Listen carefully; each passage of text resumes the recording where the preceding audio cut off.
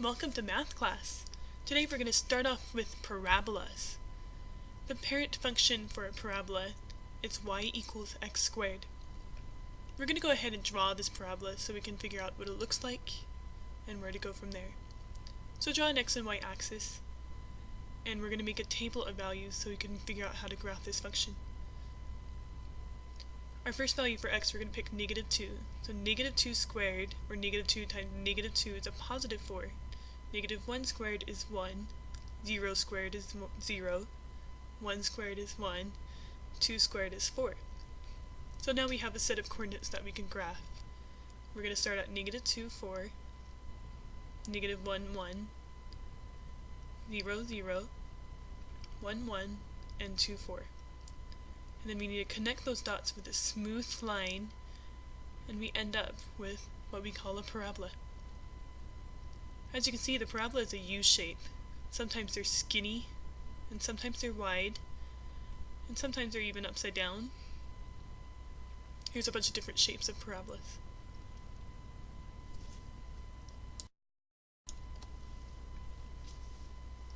Okay, so after drawing this function, we're going to slide down the paper and we're going to draw a parabola in a different way. Go ahead and watch this first example so you get an idea. I basically have an x and y axis, except I'm not labeling them like you would with a typical x and y axis, as you can see in the video. I'm going to connect the 1s with the 1s, the 2s with the 2s, the 3s with the 3s, the 4s with the 4s, and so on. Using a ruler is very helpful because it keeps my lines straight and accurate.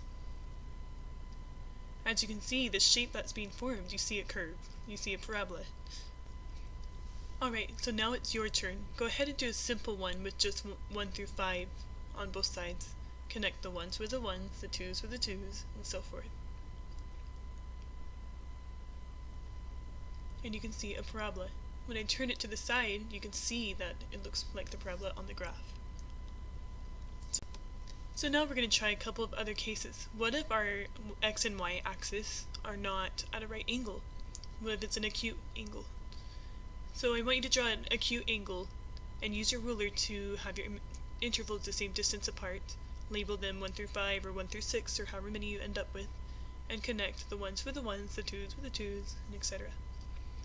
Hopefully you get this technique down so you don't have to label all of your intervals, because later we're going to be doing more sophisticated stuff where you don't really want numbers hanging out on your drawings. And the third one you want to try is an obtuse angle, and see what kind of parabola you end up with. Hopefully you notice with the acute angle is that you end up with the skinnier parabola, and with the obtuse angle you end up with a much wider parabola. So this is the question. Why are we seeing curves when we have been drawing straight lines? Where are these curves coming from?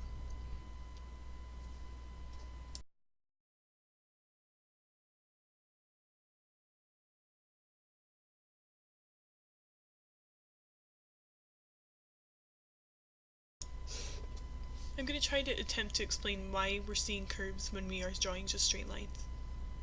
First we need to draw a circle, so I can remind you what a tangent line is.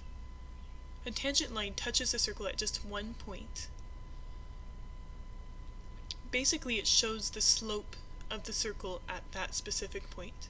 What is the slope of the curve at that one small point?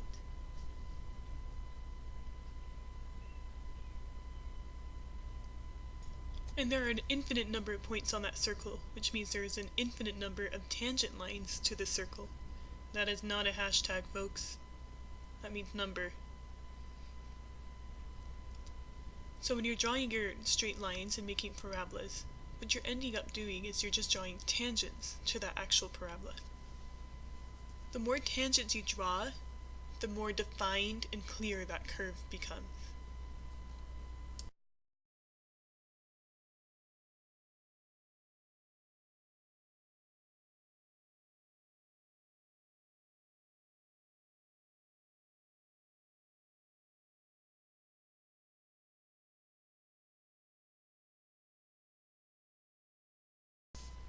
So when you're drawing parabolas using this method, you can just think of it as I'm drawing tangents to the actual parabola. these tangents are touching the curve of the parabola at just one tiny point. So what you're actually seeing is just an approximation of the curve, not necessarily the curve itself.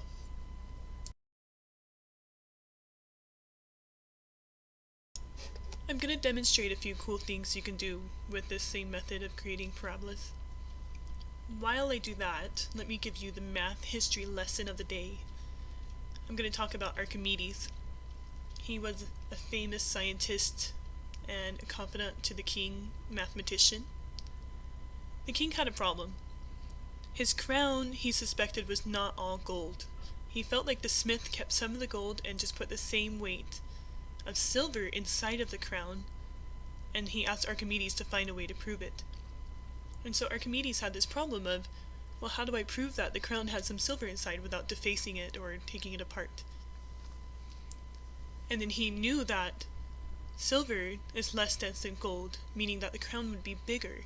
So he had to figure out a way, well, how do I measure a crown? That's really hard to measure and take the volume of. You've seen that with surface area and volume.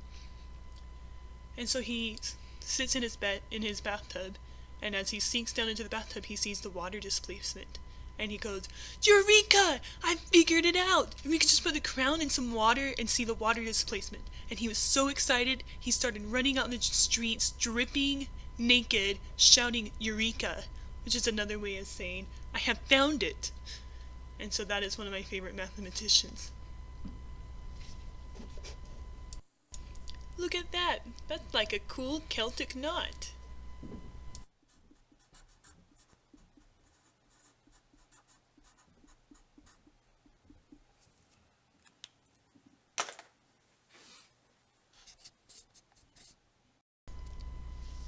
Next up, we're going to do an ellipse. So you're going to need a compass for this one, and maybe a protractor. But you need to draw a circle, and you need to mark intervals evenly spaced on your circle.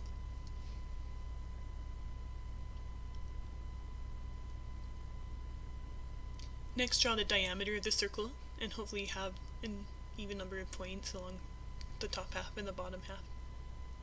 And then you want to draw those two special points, whose name I will not reveal at this point. But if you remember them from the last activity, they have a name. So these points are evenly spaced from the outside. Okay, so now we're ready to draw our ellipse. You need a piece of paper which has a right angle on it. Oh wow, I went way too fast on that. Let's see if I slow down the video in a second. Okay, so we need a right angle, and we're going to line up that right angle with that special point and one of the points on the outside of the circle, and draw a line. It doesn't matter if it lines up with another point or not. We're not concerned about that. We just wanted to line it up with that special point on your diameter and the right angle on that line that you marked on the outside of the circle, and draw a line.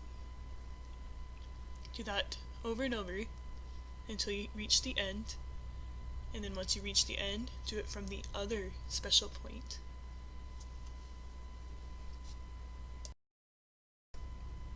I'm rethinking my choice to narrate these things because when I listen to myself in the classroom, I hear every time I open my lips to speak, like so.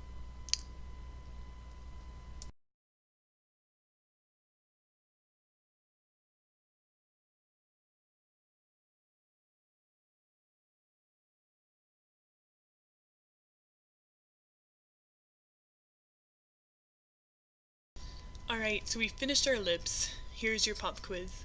What is the name of those special points on the diameter? Focus. Think about it. So here's the word, and I have to confess something. I've been mispronouncing it this whole time. I've been saying foci, but it's actually pronounced foci or foci. So now you know. It's pronounced foci.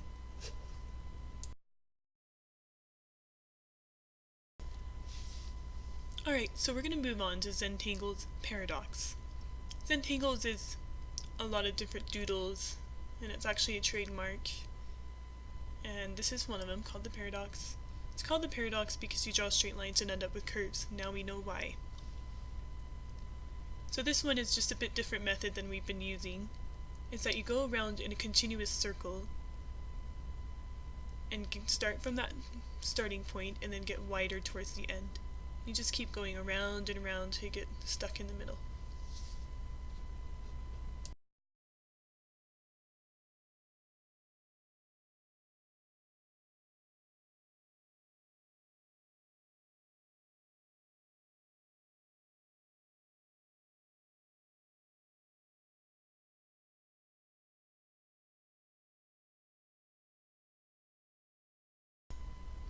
And you can always experiment with these patterns by coloring in different lines and seeing what happens.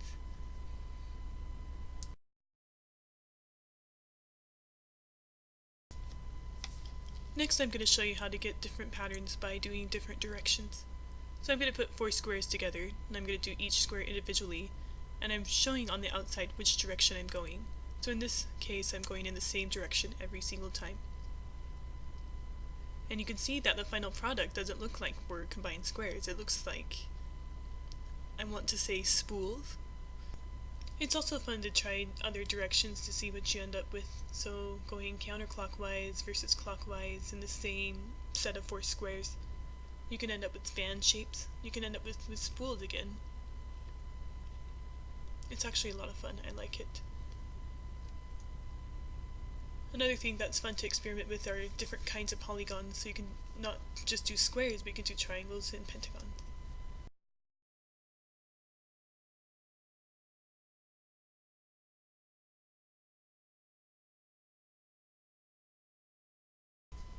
The last thing I want to show you with the Zentangles is freestyle. This is my favorite because you just fill up your page full of different kinds of polygons connected, and then fill in your Zentangles paradox.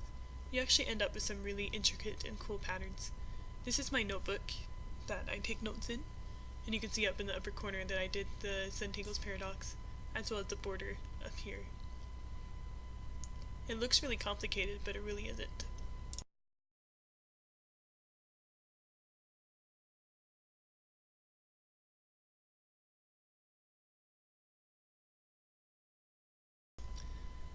Alright, so we learned ourselves some math about straight lines making curves and how they're actually tangents to curves. So now it's time to have fun and experiment with these different concepts and make a nice, colorful, pleasing to the eye design. Here's a possible example, or 2 or 3, of things that you can come up with and do, or even add to that. It doesn't have to be that simple. You could do something like a combination of the parabolas and the polygons and the border and the Zentangles. Most importantly, I just want you to have fun, and I also want you to learn from this. I want you to experiment. So don't ask me how many points this is worth. Just do it, have fun, experiment, make mistakes, learn from their mistakes, figure out how to come up with a good pattern.